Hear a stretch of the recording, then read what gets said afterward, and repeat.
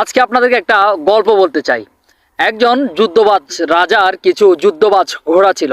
রাজা ঘোড়া পালনের পাশাপাশি গাধা পুষতেও খুব ভালোবাসতো।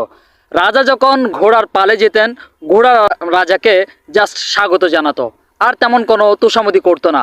আর রাজা যখন গাদার পালে যেত, তখন গাদারা রাজাকে খুব তোষামোদী করতো, তাদের জিভ দিয়ে রাজার পা চেড়ে দিত এবং রাজার খুব ভালো লাগতো। এইভাবে চলছিল। শুধু রাজাকে না, রাজার আশেপাশে মন্ত্রী পরিষদ যারা আছে তাদেরকেও ঘোড়ার পালে গেলে ঘোড়ারা জাস্ট সাদর আমন্ত্রণ জানাতো। আর যখন গাদার পালে যেত তাদেরকে খুব পামপট্টি দেওয়া হতো, খুব তেল দেওয়া হতো। মন্ত্রী মশাই আপনি আছেন বলেই রাজ্যে টিকে আছে, আপনি আছেন বলেই রাজা টিকে আছে, এভাবে খুব তোষামোদী করতো। এভাবে যখন চলছিল, একদিন রাজসভায় খুব মিটিং হচ্ছিল। তখন মন্ত্রীরা প্রস্তাব রাখলো, রাজামশাই আমাদের রাজ্যে অনেকগুলো ঘোড়া আছে, সেগুলো এখন প্রয়োজন হচ্ছে না। আপনি চাইলে গাধা পুষতে পারেন, গাধাগুলো খুব মানুষকে সম্মান করে।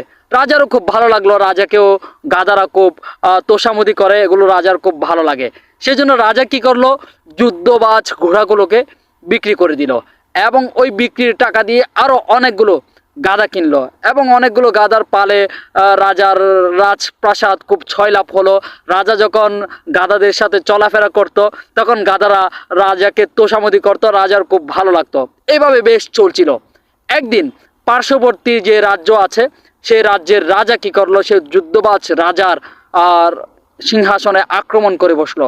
তখন রাজা খুব রেগে গিয়ে বললো, হেই যুদ্ধবাজ ঘোড়ারা, হেই যুদ্ধবাজ গাধারা, তোমরা যুদ্ধের জন্য প্রস্তুতি নাও। তখন সবাই যুদ্ধের জন্য প্রস্তুতি হলো এবং যুদ্ধের ময়দানে যখন চলে গেল, তখন বিপক্ষ দলের রাজার আক্রমণের পেশিতে গাধারা কি করলো, প্রথমে খুব প্রতিরোধ করার চেষ্টা করলো।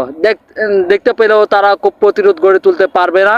সেই ক্ষেত্রে গাধারা পিছ পা হতে শুরু করলো। কিন্তু যে কয়টা যুদ্ধবাজ ঘোড়া ছিল, তারা নিজেদের সর্বোচ্চ দিয়ে যুদ্ধে অংশগ্রহণ করছিল এবং লড়ছিল। কিন্তু এক পর্যায়ে গিয়ে সেই ঘোড়ার পাল ছোট হওয়ার কারণে রাজা কি করলো, অন্য যে পার্শ্ববর্তী রাজার সৈন্যদের হাতে বন্দী হয়ে গেল। যখন বন্দী হয়ে গেল, পার্শ্ববর্তী রাজা কি করলো, সেই যুদ্ধবাজ রাজাকে গলায় তলোয়ার ধরে জিজ্ঞেস করছিল, হেই যুদ্ধবাজ রাজা, তুমি তো একসময় অনেকের রাজ্য কেড়ে নিয়েছিলে, অনেকের ঘুম হারাম করে দিয়েছিলে, ভয়ে আশেপাশের সকল রাজ্য খুব ভয়ে থাকতো তোমার। আজকে তোমার কি হলো, কেন এমন পরাজয়? তখন রাজা নিরুপায় হয়ে বলতে স্বীকার করলো, আমার একটি জায়গায় ভুল ছিল, আমি অযোগ্যদেরকে আমার রাজপ্রাসাদে জায়গা দিয়েছিলাম। সে গাধাদেরকে জায়গা দিয়ে যুদ্ধবাজ ঘোড়াগুলোকে বিক্রি করে দিয়েছিল।